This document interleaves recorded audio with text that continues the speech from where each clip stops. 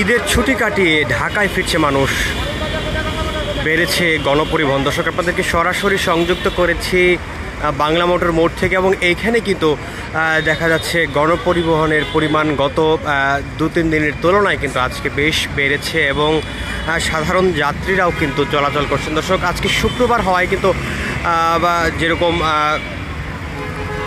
কর্মতৎপরতা হওয়ার কথা ছিল শুক্রবার হওয়ায় কিন্তু সেটি দেখা যাচ্ছে না। তবে ঈদের ছুটি কাটিয়ে কিন্তু এখন পর্যন্ত পুরোপুরিভাবে কর্মচঞ্চল হয়ে ওঠেনি ঢাকা। এবং দর্শক, আপনাদের যদি জানিয়ে রাখি, বিভিন্ন পয়েন্টে বিশেষ করে লঞ্চ টার্মিনাল, বাস টার্মিনালগুলোতে কিন্তু যাত্রীরা ঘর থেকে বাড়ি থেকে যারা আসছেন তারা কিন্তু ঢাকার উদ্দেশ্যে চলে এসছেন, এবং সেই টার্মিনালগুলোতে কিন্তু দেখা যাচ্ছে তাদের ভিড়।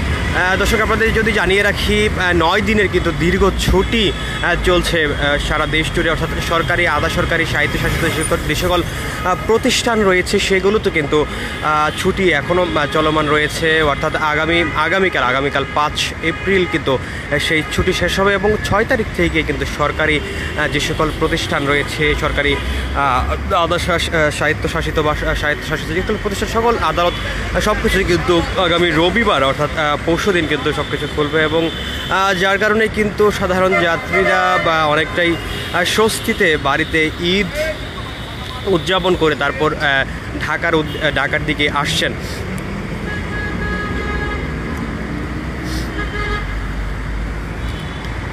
দর্শক, এই মুহূর্তে আমরা রয়েছি বাংলা মোটর মোড়ে, এবং এখানে কিন্তু যে সকল বাসের যাত্রীরা এবং এছাড়াও সিএনজি এবং ব্যক্তিগত গাড়ির কিন্তু উপস্থিতি গত 2 দিনের তুলনায় বেশ বেড়েছে।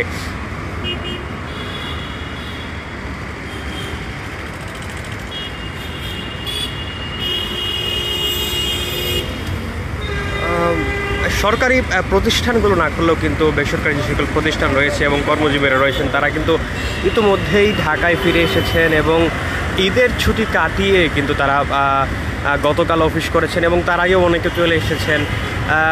গতকাল অর্থাৎ 3 এপ্রিল কিন্তু নির্বাহী আদেশে যেই ছুটি দেওয়া হয়েছিল সেটা কিন্তু গতকাল ছুটি ছিল, অর্থাৎ সরকারি প্রতিষ্ঠানগুলো কিন্তু গতকাল বন্ধ ছিল, যার কারণে গতকাল বন্ধ হওয়ার কারণে কিন্তু দীর্ঘ একটি বড় ছুটি উদযাপন করতে পেরেছেন চাকরিজীবীরা, এবং সেটি কিন্তু প্রায় 9 দিনের মতো। এবং ঈদুল ফিতরের যে 9 দিনের টানা ছুটি সেটি কিন্তু এখনও চলমান রয়েছে, এবং যেটি শেষ হবে আগামীকাল অর্থাৎ 5 এপ্রিল শনিবার দিন শেষ হবে, এবং রবিবার থেকে ঢাকা তার পুরনো রূপে ফিরে আসবে বলে প্রত্যাশা করা হচ্ছে। এই মুহূর্তে কিন্তু গণপরিবহনে যাত্রীদের উপস্থিতি বেশ বেড়েছে, এবং বিশেষ করে যারা ফিরছিলেন গ্রামের বাড়ি থেকে তাদেরই আসলে উপস্থিতি লক্ষ্য করা যাচ্ছে এই গণপরিবহনগুলোতে, বিশেষ করে বাস এবং সিএনজিগুলোতে তাদের উপস্থিতি লক্ষ্য করার মতো ছিল। অর্থাৎ ঈদের ছুটি কাটিয়ে কিন্তু ফিরে আসছেন ঢাকার দিকে, এবং অফিস হয়তো বা আগামীকাল এবং তারপর দিন থেকেই তারা অফিস করবেন, এবং ইতিমধ্যেই কিন্তু অনেকেই চলে এসেছেন।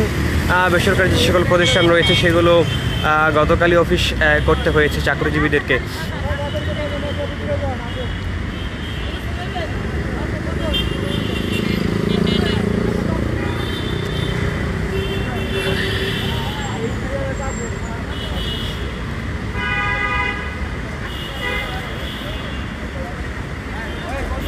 ঈদের ছুটিতে কিন্তু ঢাকার যে বিনোদন কেন্দ্রগুলো রয়েছে সেগুলোতে কিন্তু উপচে পড়া ভিড় লক্ষ্য করা গিয়েছে। দর্শক, আপনাদেরকে আমরা গতকাল বিকেলে দেখানোর চেষ্টা করেছিলাম ঢাকার চিড়িয়াখানায়, যেখানে কিন্তু উৎসুক শিশুদের কিন্তু ব্যাপক উৎফুল্লতা লক্ষ্য করা গিয়েছিল, এবং অভিভাবকরা শিশুদেরকে নিয়ে গিয়েছিলেন তাদের চিড়িয়াখানায় পশু পাখি দেখাতে। এছাড়াও কিন্তু শিশু পার্ক রয়েছে, এবং বিভিন্ন বিনোদন কেন্দ্রগুলোতেও কিন্তু উপস্থিতি লক্ষ্য করার মতো। এছাড়াও কিন্তু সিনেমা হলগুলোতে এবং সিনেপ্লেক্সগুলোতে কিন্তু যারা দর্শক রয়েছেন তাদেরও উপস্থিতি লক্ষ্য করার মতো।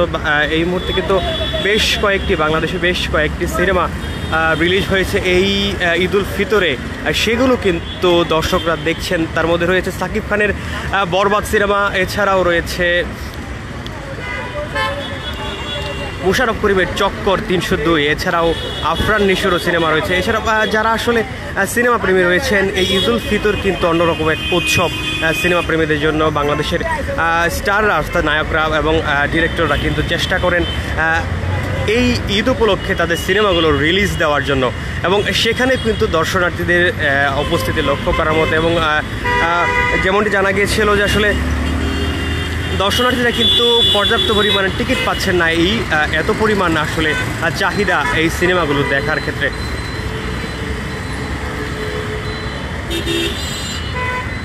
ফাঁকা ঢাকায় কিন্তু যারা ঢাকায় অবস্থান করছিলেন তারা কিন্তু নির্বিঘ্নে চলাচল করেছেন, এবং সন্তানদের নিয়ে বিনোদন কেন্দ্রগুলোতে তারা গিয়েছেন, সিনেমা হলগুলোতে গিয়েছেন, সে তেমনটি দেখা গিয়েছিল। এবং আগামী রবিবার হয়তো পুরোদমে ফিরে আসবে ঢাকার সেই পুরনো কর্মচঞ্চলতা।